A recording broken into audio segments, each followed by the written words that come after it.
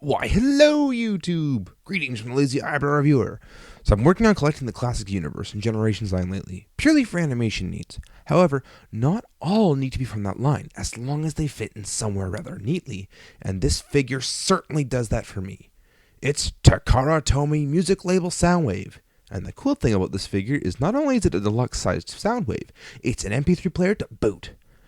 Music label Soundwave came in 3 colors. Sonic White, which looks like the Shattered Glass Soundwave, Spark Blue, which was G1 colored Soundwave, and a black version based off of Sound Blaster from the G1 sequel Headmasters.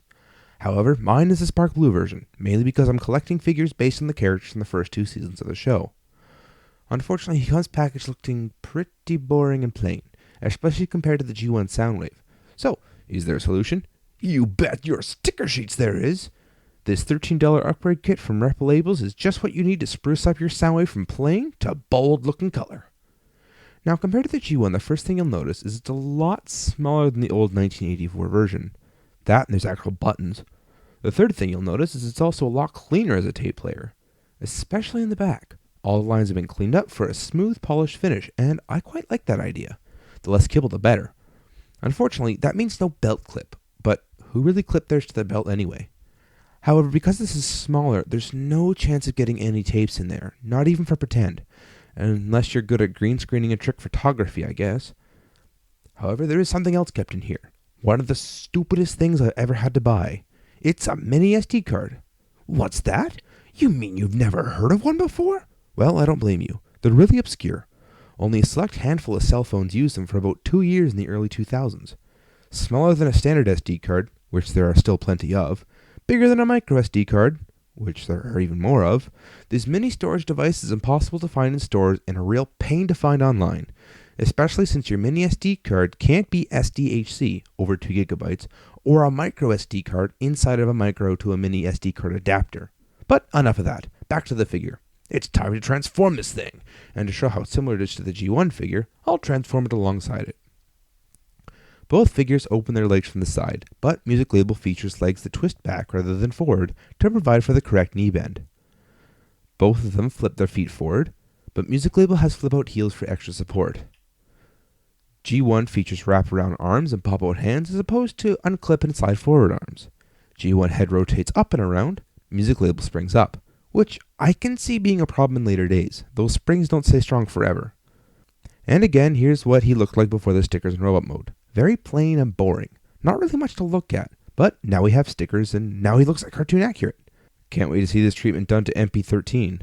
I'm seeing a lot of videos where I can see where the paint apps are missing. Oh well, that's probably coming soon. Articulation. Head is on a ball joint, arms rotate 360 degrees and out, bicep swivel, and double jointed elbow using a hinge and ball joint for some Soundwave superior articulation. I also include this in articulation, but included are 3 sets of hands. Closed fist, slightly open fingers for holding a gun, and half open fingers for pointing. Skipping awful songs. Come on, big man! Does that make me crazy? I am who I say I am. And opening his tape cassette door for things like skeet shooting, ejecting Cassetticons. Soundwave. Port.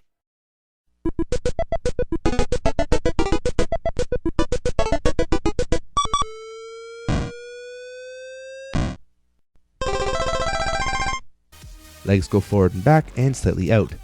90-degree bend and thigh swivel. As far as articulation goes, G1 inferior, music label superior. Accessories. Included accessories are iPod-styled headphones. They're of decent quality, not much bass, a whole lot of treble, but who cares? If you're really into sound, you probably have yourself a pair of Sony X12s.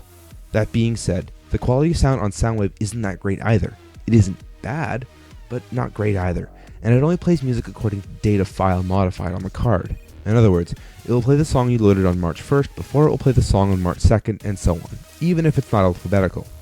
Other accessories include his iconic shoulder cannon, here described as the electric launcher. I always thought this emitted sound, not launched electricity. Meh. Also included is his wave blaster. Hooray for English! Again, I was also under the impression this was his concussion blaster. Oh well, bluster is kind of funny anyway. For a size comparison, here he is next to the Season 1 Seeker team. And being he's slightly taller, I say he's definitely in scale with everyone else.